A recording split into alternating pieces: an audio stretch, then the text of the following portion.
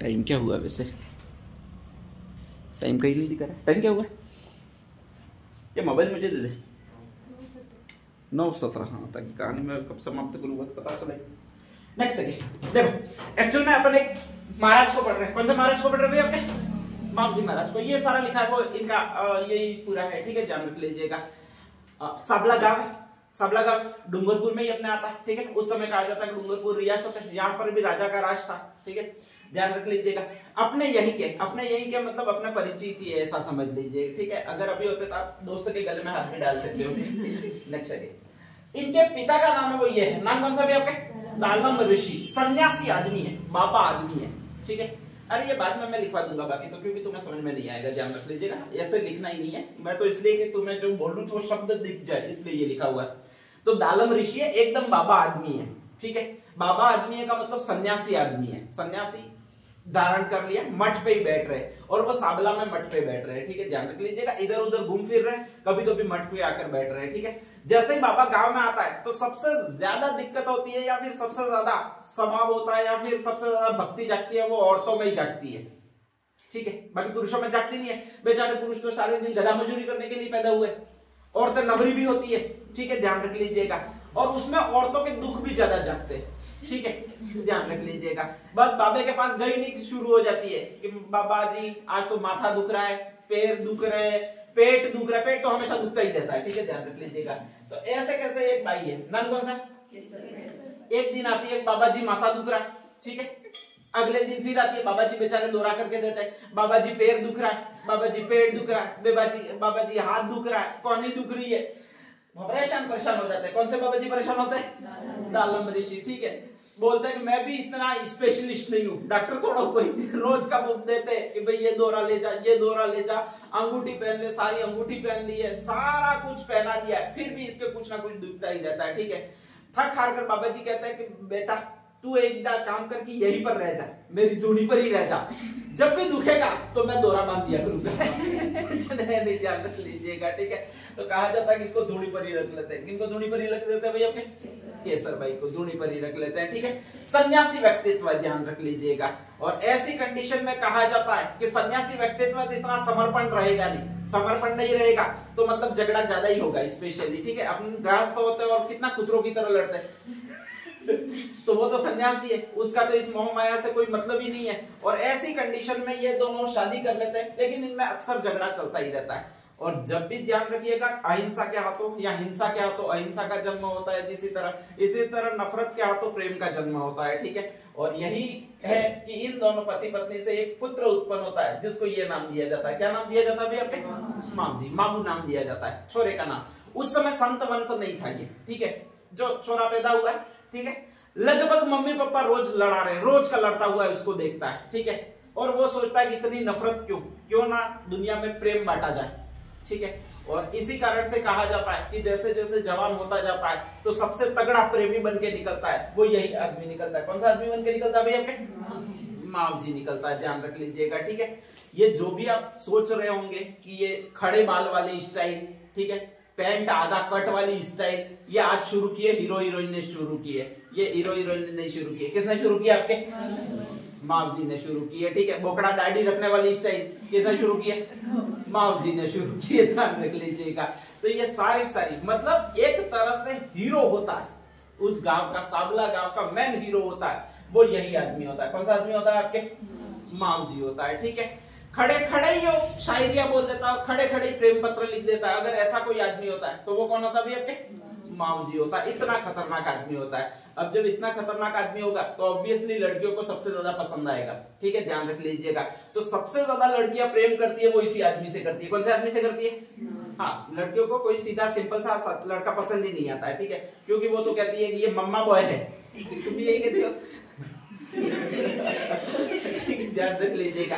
तो मम्मा बॉय तो अक्सर पसंद आते नहीं। ऐसे विद्रोही स्वर के जो कुछ युवा होते हैं, ठीक है, जिनका अलग ही स्टाइल होता है, वो अक्सर ज्यादा पसंद आते हैं, चाहे वो कुछ काम करे नहीं करे, लेकिन ऐसे ही लड़के। इसीलिए अक्सर बैक बेंचर ही आपको प्यार करते हुए मिलेंगे, ठीक है, ध्यान रख लीजिएगा। जो लास्ट में बैठते हैं, पढ़ने में इंटरेस्ट नहीं होता है, वो तगड़े प्रेमी होते हैं। जो फर्स्ट में बैठता है बेचारा पढ़ता ही रहता है दिन भर, उसको कोई घास भी नहीं डालता, पूछता भी नहीं है, ठीक है, ध्यान रख लीजिएगा। तो वैसी वैसी जिंदगी, बहुत रंगीन जिंदगी चल रही है, वो आपके इसी आदमी की चल रही है। कौन से आदमी की चल रही है? कौन से गांव में चल रही है? सावला गांव में चल रही है, ठीक है, ध्यान रख लीजिएगा। और इनके बारे में तो यहाँ तक कहा जाता है कि कोई भी ऐसी लड़की नहीं थी जिसका दिल माप जी ने लूटा नहीं हो, और कोई भी ऐसा मोहल्ला नहीं था जहां पर लड़की के बाप ने माप जी को कूटा नहीं हो, ठीक है। बहुत खतरनाक चलता है इनका मामला, आसान मामला चलता नहीं है। अरे सही है, बहुत जबरदस्त चलता है, ठीक है। तो ऐसा आदमी खतरनाक होता है, वो संत माव जी होता है। अब ऐसा लड़का होगा तो बाप उसको सुधारने के लिए करेगा, क्या करेगा? क्योंकि रोज शिकायतें आ रही है, वो इन्हीं की आ रही है कि आज माव जी ने इसका हाथ पकड़ लिया, आज माव जी ने इसको छेड़ दिया, आज माव जी ने इसकी चुनरी खींच ली। रोज का बेचारा परेशान है, वो बाप परेशान है। बाप कौन सा है? दालम ऋषि परेशान है, ठीक है। तो दालम ऋषि के पास आते हैं। दालम ऋषि सुधारने की कोशिश कर रहा है। सुधारने के लिए क्या करेगा? पीटते पीटते थक गया, आगे क्या करेगा? शादी करवा देगा। Very good. देखो तुम भी तगड़े बाप बनने वाले।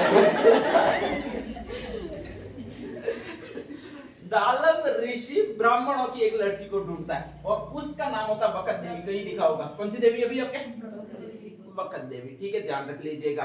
तो इससे कहा जाता है कि वकत देवी से, ये औदित्य ब्राह्मणों की लड़की होती है, दालम ऋषि उनसे विवाह करवा देते हैं, ठीक है, ध्यान रख लीजिएगा।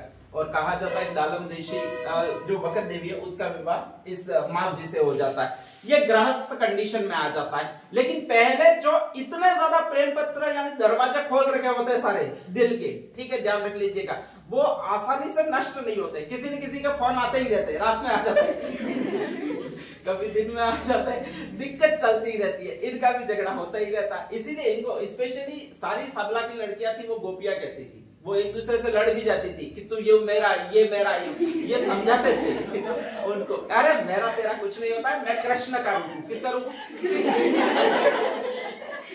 कृष्ण का रूप हूं, मतलब निष्कलंक अवतार हूं, इसलिए इनका आता है। तुम क्या समझते हो? ऐसा ही आता है। तो ये खुद को कृष्ण का रूप कहते थे और सारी लड़कियों को कहता है कि तुम सारी मेरी गोपियां हो। गजब का कंसेप्ट था एकदम, ठीक है, ध्यान रख लीजिएगा। तो स्पेशली कहते थे सारी तुम मेरी गोपियां हो, मैं कृष्ण का रूप हूँ, कलयुग में जन्मा हूँ, इसलिए निष्कलंक का अवतार हूँ, ठीक है, ध्यान रख लीजिएगा। सारे लड़कियों के बाप कहते थे, लड़कियों के बाप क्या कहेंगे इनको? अरे ऐसे आदमी को लड़कियों के बाप क्या कहेंगे? कृष्ण का रूप तो नहीं कहेंगे। कहेंगे क्या? एक तो कहेंगे रखड़ता, एक दूसरा शब्द यहाँ पर मैंने कहीं लिखा होगा, ठीक है। तो बाप जी खुद को कहते थे वो कृष्ण का अवतार कहते थे, निष्कलंक का अवतार कहते थे। निष्कलंक का मतलब होता है कलयुग का कृष्ण, और सारे उनके बाप कहते थे वो इनको गाड़ा कहते थे, माप जी गाड़ा है, ठीक है। तो इन्हीं का एक उपनाम चलता है, वो कौन सा उपनाम चलता है आपके? गाड़ा, ठीक है। सबसे ज्यादा अगर पिताओं की नजर में कोई पागल व्यक्ति था पूरे सावला ग्राम में तो वो यही था। कौन सा आदमी था भाई आपके? गाड़ा। और इससे माप जी को कोई फर्क नहीं पड़ता था, ठीक है। वो ये मानते थे सारे सारे अपना ससुर जी है, ससुर जी जमाई को कुछ भी बोल सकते। ये पूरा इनका सिस्टम चलता था। मतलब खतरनाक लेवल का आदमी था, जहां तक आप सोच नहीं सकते उतने लेवल का अगर कोई आदमी रहा है तो वो यही रहा है। कौन सा आदमी रहा है आपने? संत माव जी रहा है, ठीक है। तो कहा जाता है वकत देवी से इनकी शादी करवा दी। गृहस्थी चल रही थी, ठीक है, लेकिन फिर भी आदत छूट नहीं रही थी। और ऐसी कंडीशन में कहा जाता है कि एक व्यक्ति और थी, सॉरी ये थी आपके स्पेशली, ये राजपूतों की लड़की थी। नाम क्या था आपके? मनु देवी, ठीक है, ध्यान रख लीजिएगा। स्टार्टिंग से बहुत तेज तर्रार थी पढ़ने में, किसी के आमने सामने देखती नहीं थी, शस्त्र विद्या प्राप्त की हुई थी, ठीक है, ध्यान रख लीजिएगा। तलवार से मच्छर को भी काट दे ऐसी लड़की थी। नाम कौन सा भी आपके? मनु देवी, ठीक है। लड़कों से विशेष नफरत करती थी और शादी कर नहीं रही थी, तो पूरे घर में तनाव चल रहा था। और चौराहे पर बैठकर इसके दादा वगैरह बातें कर रहे थे स्पेशली कि हमारी लड़की है, किसी भी लड़के को पसंद नहीं करती है और स्पेशली सारे लड़कों से नफरत करती है, लड़के तो उसको पसंद ही नहीं है। बाद में बैठा बैठा चौराहे पर सुन रहा था, वो अपने वाला ही सुन रहा था। नाम कौन सा? मन में ही कह रहा था कभी हमसे भी मिलवाओ जरा। बाद में साला बताएंगे कि इसकी साइकोलॉजी कहाँ तक चलती है और कहाँ तक नहीं रहती है, ठीक है। अगले दिन घर पे मिलने भी जाता है। किन देवी को मिलने जाता है? मनु देवी को। और अगले दिन ये छपरे में चली जाती है। किन के छपरे में चली जाती है भैया? आपके माम जी के छपरे में चली जाती है। सेकंड लड़की जिसकी शादी करवाई थी वो इनसे करवाई थी, ठीक है, ध्यान रख लीजिएगा। थर्ड लड़की थी जिसका नाम ये था, नाम कौन सा भी आपके? शाहू देवी, विधवा थी। ठीक है, ध्यान रख लीजिएगा। बाल्यकाल में इनका विवाह हुआ था और बाल्यकाल में अपने विवाह होता है, इसके बाद 10-15 साल पहले मुकलावा होता था, जिसको गोना या फिर क्या कहते हैं आपके आना कहते हैं। ठीक है, आना नहीं हुआ उससे पहले, मतलब ससुराल नहीं गई थी उससे पहले उसके पति की डेथ हो गई थी। और जब डेथ हो गई थी तो स्वाभाविक था कि अपने वाले थोड़े पटेलों की थी तो स्पेशली रहता है कि भाई इसकी दूसरी शादी करवा दे। इसको वैराग्य हो गया था कि भाई मेरी किस्मत में भी ऐसा ही लिखा है, दुख ही दुख लिखे हैं। ठीक है, ध्यान रख लीजिएगा कि एक पति चुना था, घर वालों ने जैसे तैसे शादी करवाई थी तो वो भी मर गया। ठीक है, ध्यान रख लीजिएगा। तो ऐसी कंडीशन में दुखी थी। दुखी कौन थी? और दुख उबारने वाले कौन थे? मावजी। ध्यान रख लीजिएगा। तो ऐसी कंडीशन में कहा जाता है कि इनसे भी विवाह कर लिया। किनसे विवाह कर लिया? अभी आपने शाहू देवी से भी विवाह कर लिया। ठीक है, ध्यान रख लीजिएगा। एक इनके साथ कुछ भी ऐसा नहीं हुआ था, बस मावजी का दिल इन पे और अटक गया था। ठीक है, बाकी कोई ऐसी घटना नहीं हुई थी कि नहीं लड़कों को पसंद करती थी, लड़कों से किस्मत से नफरत करती थी, ऐसा कुछ इनके साथ नहीं हुआ था। ध्यान रख लीजिएगा। तो इनका दिल था वो मावजी का इन पर अटक गया था। सोच रहे थे कि इनको शादी कैसे करें, इनको मनाए कैसे, लेकिन दिक्कत ये थी कि इनके पिताजी घर पे ही रहते थे और पिताजी और मावजी का कनेक्शन, मतलब कोई भी पिताजी हो, स्पेशली उनका मावजी से कनेक्शन उल्टा ही चलता था। ठीक है, मावजी को देखते तुरंत गेट बंद कर देते थे सारे पिताजी, ये कंडीशन थी उस समय। तो कहा जाता कि ऐसा कुछ तो हुआ नहीं था, फिर भी मावजी ने अपना दिमाग लगाया। ठीक है, और दिमाग ये लगाया कि इनके पिताजी के खेत थे, मावजी अपनी गाय लेकर जाते थे और स्पेशली गायों को खेत में डाल देते थे। ठीक है, और फिर पुकारते थे कि ओ बा तुम्हारे खेत में गाय घुस गई है यूं। और पिताजी जो थे वो खेत में गाय निकालते जाते थे और मावजी थे वो घर में घुस जाते थे। ठीक है, और इसी कंडीशन में कहा जाता कि इनसे भी शादी कर ली। किनसे शादी कर ली भाई? आपके रुक्मा देवी। तो 4 इनकी पत्नियां थी, जिसमें से ये वकत देवी है, ये आपके ब्राह्मण है, ये आपके राजपूत है, ये आपके पटेल की विधवा है और स्पेशली ये एक और है। ठीक है, ध्यान रखिएगा। एक आध इनमें से तलाकशुदा है, कोई स्पेशली कोई विधवा है। इन सारी प्रथाओं का इन्होंने एंड किया। सबसे पहले विधवाओं से शादी करने की परंपरा स्टार्ट की वागड़ में, तो वो इन्होंने की। सबसे पहले तलाकशुदा से विवाह करने की परंपरा स्टार्ट की, तो वो आपके इन्होंने की। कौन सी की भाई? आपके मावजी ने। और जब विधवा और तलाकशुदा से शादी करने की परंपरा स्टार्ट कर देते हो तो आप समाज सुधारक कहलाते हो। क्या कहलाते हो? तो ये महान समाज सुधारक हुए अपने। ठीक है, ध्यान रख लीजिएगा। तो इस तरह से कहा जाता है संत मावजी समाज सुधारक के रूप में जाने जाते हैं। इनको गाड़ा कहा जाता है या फिर इनको एक और शब्द कहा जाता है, वो कौन सा भी? आपके पागल कहा जाता है। जब भोग से आत्मा की तृप्ति नहीं होती तो अध्यात्म की ओर जीवन मुड़ जाता है। अच्छा मत जाना नहीं तो मेरे शब्द ऐसे लगेंगे भाई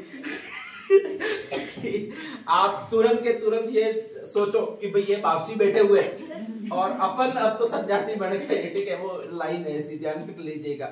नहीं तो मैं बहुत गंभीरता से बोलता हूँ, कभी कभी मुझे ही टेंशन हो जाती है कभी कि भाई चले नहीं जाए। तो ऐसी कंडीशन में कहा जाता है कि अध्यात्म एक ही रास्ता होता है। और जब अध्यात्म एक ही रास्ता होता है तो एक्चुअल में अध्यात्म तो क्या रास्ता होगा? सिंपल वे में लिख दीजिए। पत्नियां कितनी है?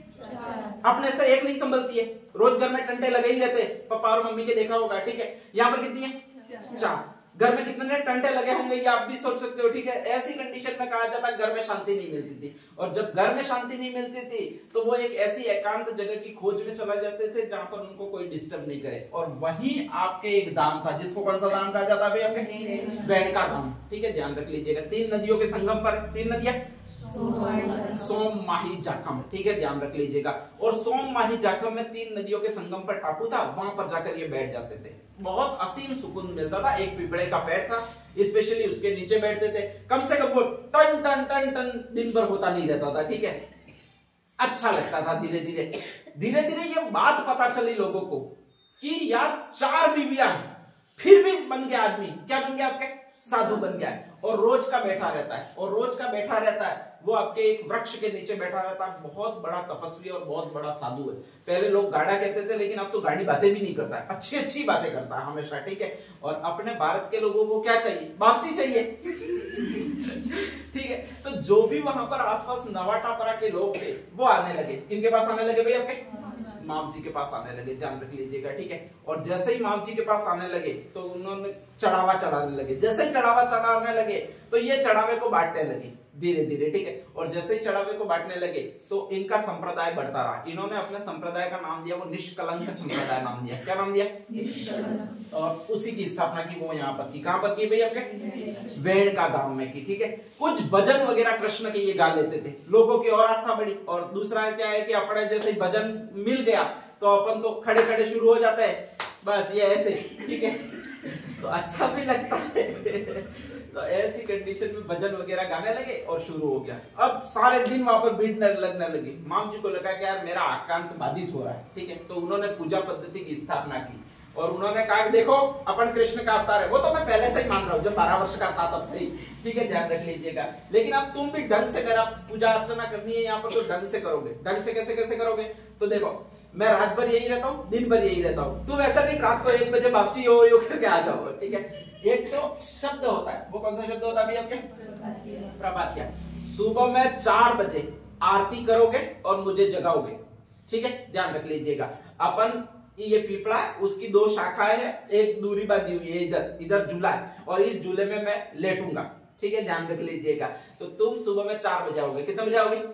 4 बजे। 4 बजे ऐसे नहीं माप जी उठ करके नीचे गाना है, कृष्ण का भजन गाना है, तंबूरे लेकर गाना है, ठीक है, और मुझे जगाओगे। इसी शब्द को आपके कहा जाएगा, कौन सा शब्द कहा जाएगा?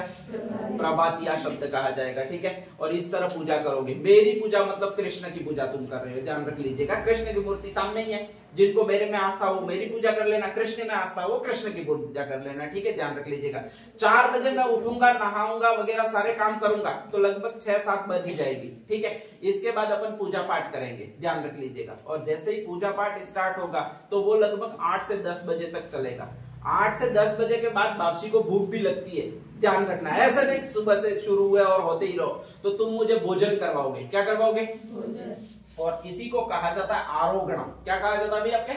आरोगण। तो वापसी लंबे टाइम तक जिएंगे, नहीं तो कोई रोग लग जाएगा, ठीक है। तो 10 बजे तुम नेट मुझे भोजन करवाओगे, ठीक है।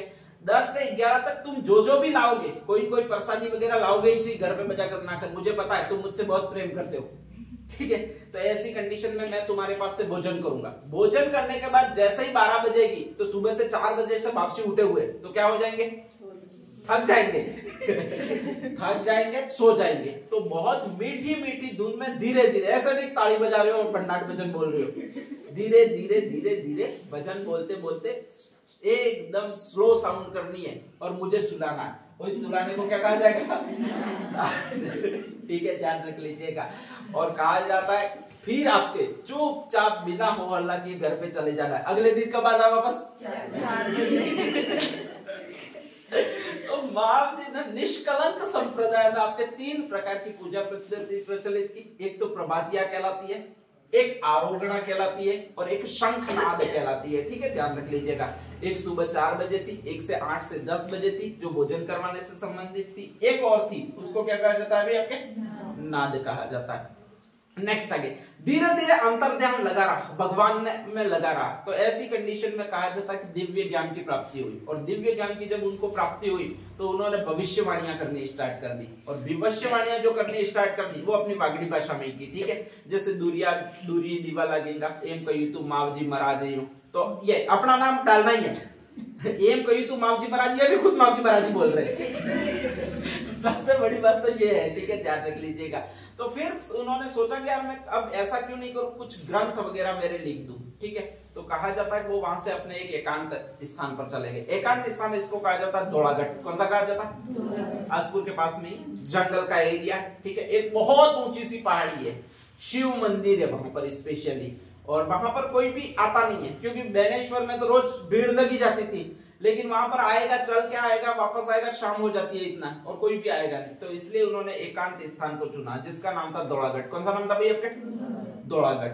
और वहां पर जाकर कहा जाता है कि उन्होंने ग्रंथों की रचना की जिसको आपके चोपड़ा कहा जाता है। क्या कहा जाता है? चोपड़ा। और चोपड़ा लिखा है वो आपकी एक लैंग्वेज में लिखा है, यहाँ पर लैंग्वेज कौन सी चलती है, बागड़ी। ठीक है, टोटल 5 चोपड़े लिखे लेकिन एक गुम गया, मिला ही नहीं आज तक। बाकी कितने मिल गए आपके, 4 मिल गए। ठीक है, पहला चोपड़ा उसको ये सागर कहा जाता है। कौन सा सागर कहा जाता है भैया आपके, शेष सागर। दूसरा चोपड़ा उसको प्रेम सागर कहा जाता है। तीसरा चोपड़ा उसको एक और सागर कहा जाता है। कौन सा भैया, मेघ सागर। और एक और है उसको कहा जाता है आपके ये सागर। कौन सा सागर कहा जाता है भैया आपके, अनंत सागर कहा जाता है। ठीक है, तो उन्होंने 4 चोपड़े लिखे। चोपड़े कहां पर लिखे, धौलागढ़ में, याद रखिएगा। ठीक है, और इस तरह से इन चोपड़ों में उनकी क्या है भाई आपके, भविष्यवाणियां। ठीक है, वो लास्ट 4 चोपड़े वापस लाए, बेणेश्वर धाम में वापस स्थापना की उसकी, और माप जी महाराज की आश्रय स्थली थी वहां पर, और वहां पर ही कहा जाता है पूजा पाठ करनी आरंभ कर दी। कालांतर में इन चोपड़ों को अलग अलग स्थान पर ले जाया गया, अलग अलग स्थानों पर इनकी पूजा की गई। ठीक है, ध्यान रख लीजिएगा। अब नेक्स्ट आगे कहा जाता है कि वहीं पर माप जी महाराज की जैसे ही आयु पूरी हुई तो उनका स्वर्गवास हो गया, और वो भी वहीं पर आपके शेषपुर में हुआ। प्रवचन देने के लिए गए थे शेषपुर में, तो वहां पर उनका स्पेशली स्वर्गवास हो गया। तो उनका मेन मंदिर बना हुआ वो शेषपुर में बना हुआ है, लेकिन उन्होंने सारी पूजा की थी वो यहाँ पर की थी। कहां पर की थी आपने, वेणका धाम में की थी। ठीक है, वेणका धाम का मतलब बेणेश्वर में की थी, ध्यान रख लीजिएगा। तो इसलिए कहा जाता है कि बाद में उनकी पत्नी थी शाहू देवी, उसका एक बेटा था, उसकी पुत्र वधु थी जनक कुबरी। नाम क्या था, जनक कुबरी। ठीक है, उसने चंदा इकट्ठा किया और उसने अपनी ससुर जी की स्पेशली आराधना में एक धाम की स्थापना की, एक मंदिर की स्थापना की, और वही आपका मंदिर जो कहलाता है वो कौन सा कहलाता है, बेणेश्वर मंदिर कहलाता है। ठीक है, ध्यान रख लीजिएगा। इनमें सारी चीजें ली गई है, क्योंकि सारे लोग आते थे, ईसाई भी यहाँ पर आते थे, जैन भी यहाँ पर आते थे, बौद्ध भी यहाँ पर लोग आते थे, आपके इस्लाम वाले भी यहाँ पर आते थे। तो सारों को इसमें सम्मिलित किया गया है, ध्यान रख लीजिएगा। ठीक है, तो इसकी जो गुमटी है वो तो बौद्ध धर्म जैसी है, ऊपर का जो गुंबद है वो तो इसका कैसा भी आपके बौद्ध धर्म जैसा है। ठीक है, इसमें किवाड़ों का वगैरह अलंकरण किया गया है वो ईसाई धर्म जैसा है, गिरजाघर जैसा है। ठीक है, ध्यान रख लीजिएगा। इसमें कुछ मूर्तियां और इनके आगे के जो कपाट वगैरह चलते हैं वो आपके जैन धर्म जैसे हैं। कौन से धर्म जैसे हैं, जैन धर्म जैसे हैं। ठीक है, तो सभी धर्मों का मिश्रण करके एक मंदिर को बनाया गया, उसी को बेणेश्वर मंदिर कहते हैं। कौन सा मंदिर कहते हैं, बेणेश्वर। और इसकी स्थापना किसने की है, जनक कुबरी ने। ठीक है, जनक कुबरी है कौन, पुत्र वधु है। किसकी पुत्र वधु है, माप जी महाराज की है। ठीक है, ध्यान रख लीजिएगा। तो ये सारी चीजें याद रखनी है, वो इस में ध्यान रखनी है। किसमें ध्यान रखनी है भाई आपके, माप जी में। ठीक है, नेक्स्ट साइड डाल दीजिएगा, सप्तमाव जी। गजब आदमी है।